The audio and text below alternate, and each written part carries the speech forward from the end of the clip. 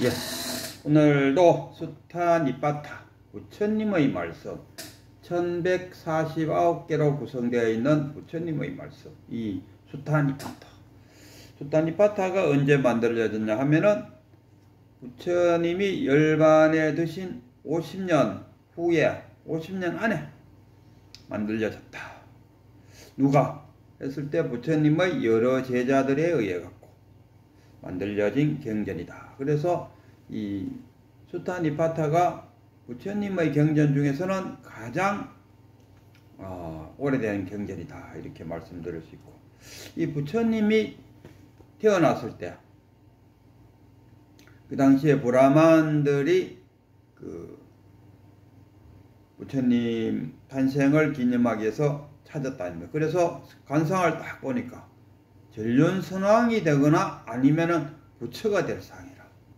그리고 그 중에 같이 갔던 그 브라만 한 5명이 갔는가요? 뭐 몇 명이 가갖고 그 이제 관상을 탁 보고 나서는 한 그 브라만이 눈물을 쫙 흘리는. 그래갖고 그 가족들이 왕부터 해갖고 그 시타르타, 그 당시에 그 부처님의 이름이 시타르타입니까? 그 시타르타의 아버지인 왕부터 해갖고 왕비 뭐 자기 부인 다 깜짝 놀랐죠. 부처님 얼굴을 촥 보고는 눈물을 촥 흘려. 뭔 일인가 싶어. 뭐 단명할 상인가 뭐 이런 거 걱정이 된다니까. 그래서 왜 눈물을 흘리십니까 하니까 이 아기는 태어나서 부처가 될 상이다.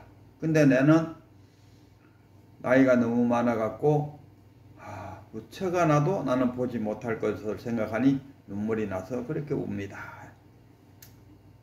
이렇게 했어요. 그로부터 우이동안 부처님은 29살 때 출가해갖고 35살에 깨달음을 얻었다 합니까? 그러니까 이 브라만이 35년 후에까지는 못 살 나이였겠죠. 그 당시에 벌써 아마 60이나 70쯤 됐으면은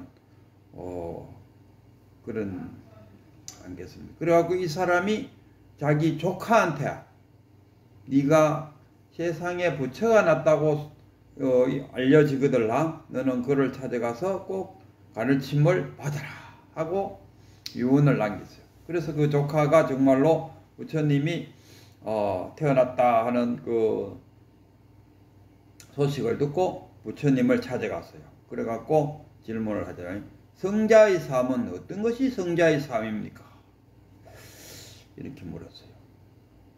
그 내용이 좀 팽이하긴 하지만은 제가 한번 부처님을 대신해서 일러드리겠습니다. 우리가 그 경전을 공부할 때는 누구를 모셔놓고 공부를 하느냐 하면은 부처님을 모셔놓고 내가 부처님하고 마주 앉았다고 생각하고 이 경전 공부를 해야 됩니다. 그러면은 깨달음에 훨씬 더 빨리 가죠. 그 조사어록을 공부한 데는 조사를 앞에 놔놓고 완전 백장이마 백장, 마두마 마두, 뭐 임제마 임제, 항백이마 항백선사를 앞에 놔놓고 공부를 한다 이렇게 생각하죠. 이 이야기가 저 이야기도 물론 맞지만은 지금의 조계종 종종인 성파 스님도 그 제가 이렇게 유튜브 상으로 강의를 들어보니까 그분도 그렇게 말씀하죠. 자기도 공부할 때 항상 경전을 공부할 때는 부처님 앞에서 공부하는 것 같고 조사어를 공부할 때는 조사님 앞에서 공부하는 것. 자기는 이렇게 공부를 했다 이러더라고요. 그렇게 공부하는 게 또 맞고. 그래서 지금 제가 이 어떤 성자의 삶은 어떤 것입니까 하고 물었을 때 제가 한번 일러드리겠습니다. 성자의 삶이 어떤 삶이냐. 성자들의 최상의 삶에 대해서 제가 여쭈니 말씀해 주십시오 하고 날라까, 이게 지금 날라까경인데 이 날라까라는 사람이 질문을 하고 있습니다. 그래서 날라까경입니다. 그래서 부처님이 이제 쭉 이야기를 하는데 마을에서 거친 욕을 먹든지 예배를 받든지 한결같은 태도로 대하고 정신의 혼란을 수습하여 고요히 하고 교만을 떨쳐버리고 유행하십시오. 가령 숲속에 있더라도 불의 하염 같은 높고 낮은 것들이 나타나고 안악내는 해탈자를 유혹합니다. 안악내로 하여금 유혹하도록 하지 마십시오. 우리가 가장 지가 유혹했지 뭐 내가 유혹한다. 그래서 그 책임을 그 안악내에 두지 마라. 성적 교습에서 떠나 온갖 감각적 쾌락의 욕망을 버리고 동물이든 식물이든 모든 생명이 있는 것에 대해 적대하지 말고 애착하지도 마십시오. 내가 그런 것처럼 그들도 그렇고 그들이 그런 것처럼 나도 그러하니 스스로 자신과 비교하여 그들을 죽여서도 죽이게 해서도 안 됩니다. 일반 사람들이 집착하는 욕망과 탐욕을 떠나 눈을 갖춘 힘이 된다면 바른 길을 갈 수도 있고 이 지옥을 벗어날 수 있습니다. 배를 가득 채우지 말고 음식을 절제하고 이 배를 가득 채우지 말고 음식을 절제하고 욕심을 적게 하고 탐욕을 일으키지 마십시오. 욕망이 없어지고 버려져서 욕망을 여인 것이 정멸입니다. 성자의 삶을 사는 님은 탁발을 하고 나서 나무 아래로 가까이 가서 자리를 잡고 숲속의 빈통에 머무는 것이 좋습니다. 슬기롭게 선정에 전념하고 숲속에서 즐기며 스스로 만족해하며 나무 아래서 선정을 닦으십시오. 밤이 지나 새벽이 밝아오면은 마을 어기로 가는 것이 좋지만 마을에서의 초대나 가져온 것에 너무 반겨서도 안 됩니다. 탁발 나갔을 때 이야기했습니까? 성자의 삶을 사는 님은 마을에 이르러 가정집에서 조급하게 행동했어도 안 되고 음식을 얻고자 하는 이야기를 끊고 암시적인 말조차 꺼내지 말아야 합니다. 이게 같이 동냥을 하더라도 거지가 걸식하는 거와 스님들이 걸식하는 데는 품위가 다르다.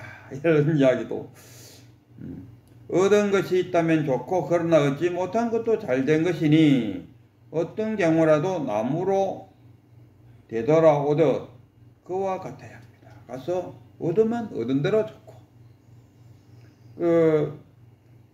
임재스님이 탁발을 나갔는데 어느 보살집에 떡 들어가니까 이 보살이 문을 착 열고 어떻게 와서 하니까 예 탁발 왔습니다 하니까 그 노파가 문을 탁 닫으면서 얌총머리 없는 땡중이네 하고는 문을 닫고 싹 가버렸어요.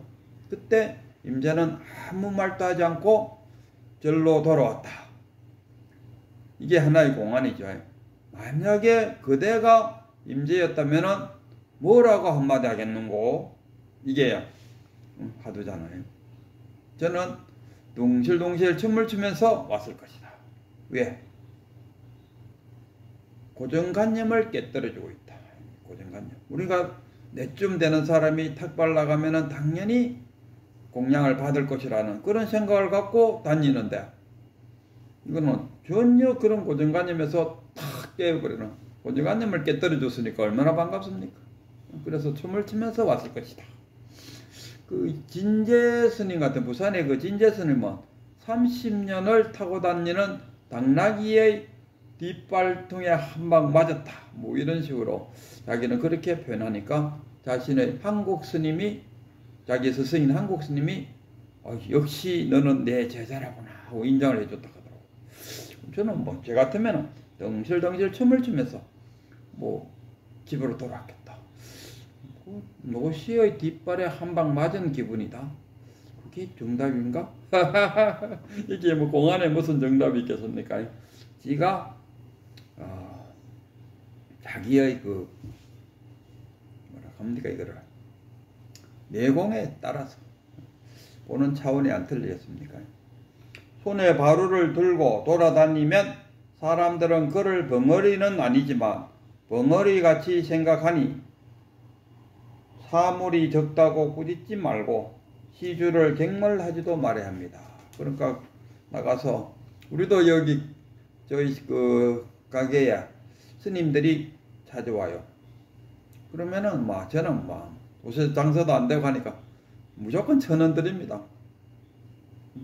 그러면 그분이 적다고도 생각할 것이고 아니 방금처럼 거기에 목매이지 않는 그냥 주마 주는 대로 받아서 주는 것에 대한 감사하는 마음으로 돌아가는 그런 스님들이 많더라. 수행자로서 높고 낮은 여러 가지 길에 대해서 나는 말했습니다. 거듭 피안에 이르는 것은 아니지만 생각건대 단번에 이르지는 못합니다. 윤회의 흐름을 끊는 수행성, 그에게는 집착이 없고 선하거나 악한 모든 것이 끊어졌기 때문에 타오르는 번뇌가 없습니다. 윤회가 안 되려면 윤회가 있니 없니 막 그러는데 그 12연기 중에서 무명, 행식, 명색, 유깁, 촉수의 치 아닙니까? 치가 치만 없으면 애는 뭐 어쩔 수 받는다 하더라도 집착이 치잖아요. 집착만 없으면 우리가는 그럼 집착 다음에 뭡니까? 유 다음에 생로병사잖아요. 유가 없다. 집착만 없으면 유가 없고 유가 없으면은 생로병사가 없다. 그래서 집착을 내지 않는 자에게는 윤회가 없다. 해탈의 길에 대해서 말하겠으니 해를 입 천장에 붙이고 맨도날처럼 하십시오. 그리고 나서 배에 집중하여 자신을 다스려야 합니다. 해탈의 길, 이게 선정할 때 해를 입 천장에다 갖다 대라 이런 이야기 하더라고요. 마음이 침체되어서는 안 되고 많은 것을 생각해서도 안 됩니다. 비린내가 없이 집착이 없이 청정한 삶을 궁극적으로 삼으십시오. 이제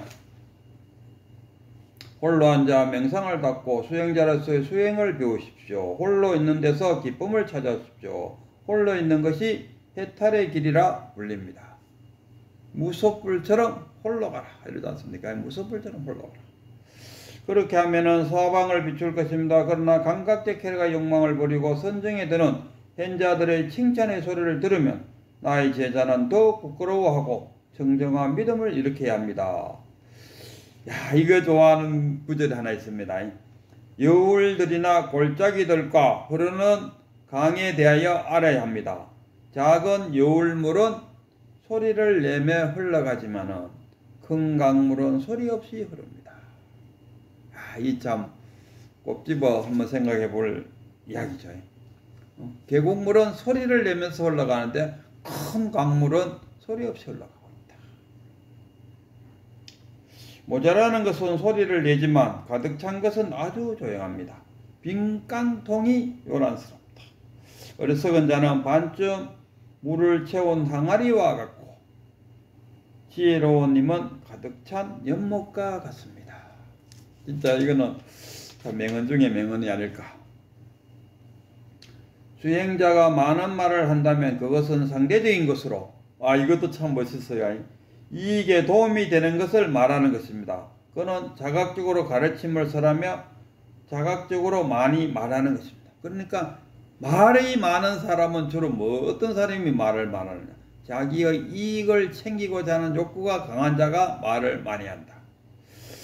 그러니까 집착이 많은 자가 말을 많이 한다. 이런 이야기죠.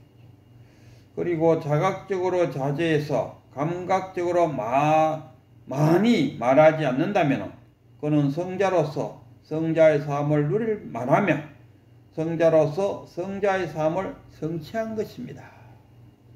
이렇게 부처님께서 말씀하셨어요. 아주 말씀은 참 평이하지만은 이 말씀을 들고 옛날에 그 당시에 부처님 시절에는 이 제자들을 이렇게 모아놓고 부처님이 이렇게 이제 설법을 했다 아닙니까? 그래서 설법을 하니까 그 자리에서 깨치는 자는 그 자리에서 깨치고 좀 근기가 부족한 사람들은 혼자 정자나무 밑에 가서 소가 대시김 하듯이 부처님 말씀을 대시게 들으면서 잠선 수행하다가 맞아 이거구나 이거네 이러되면은 안소식 하는 거 아니겠습니까? 그래서 이 평이한 조사어록에 나오는 아주 고상한 이야기, 어려운 이야기, 응무소주 이생기심 해서 마음을 내되 머무는 법 없이 마음 내라 해서 어려운 이야기가 아닙니다. 부처님 시절에 부처님 말씀은 방금 우리가 들었듯이 아주 평이하고 누가 들어도 다 이해할 수 있는 그런 말씀으로 부처님은 자기 제자들에게 가르침을 주었다. 이런 양. 그리고 또 부처님 이런 팽이한 말씀을 부처님이 했는데 이 말씀을 듣고 많은 제자들이 깨달음을 얻었다. 여기에 포인트를 둬야 되지 않겠나 이런 생각.